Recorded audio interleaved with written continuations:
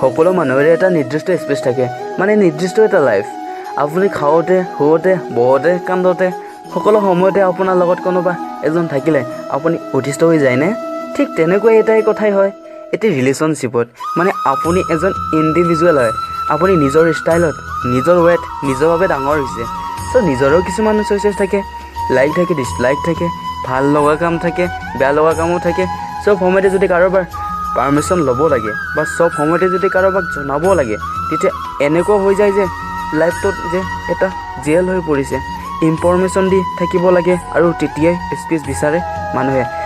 It doesn't মিন যে আপুনি আপোনাৰ পাৰ্টনাৰক ট্ৰাষ্ট নকৰিব। Space is about loving your life, liking your what you do, enjoying what you love. So' আপোনাৰ পাৰ্টনাৰক স্পেচ দিয়ক, তেওঁ যি ভাল পায় সেইটোৱে কৰিবলৈ দিয়ক। প্ৰত্যেকৰ কথাতে যদি আপুনি ঢুক কৰে, প্ৰত্যেকৰ কথাতে যদি মাত দিয়ে, তেওঁ তাত কিন্তু টেঙনি এটা আহি যাবই যাব। ৰেচপেক্ট ৰাখক, লয়েলিটি ৰাখক, ট্ৰাষ্ট ৰাখক, এইটোৱে সেইটোক বিশ্বাস কৰক, আণ্ডাৰষ্টেণ্ডিং ৰাখক, বাট স্পেচ দিব।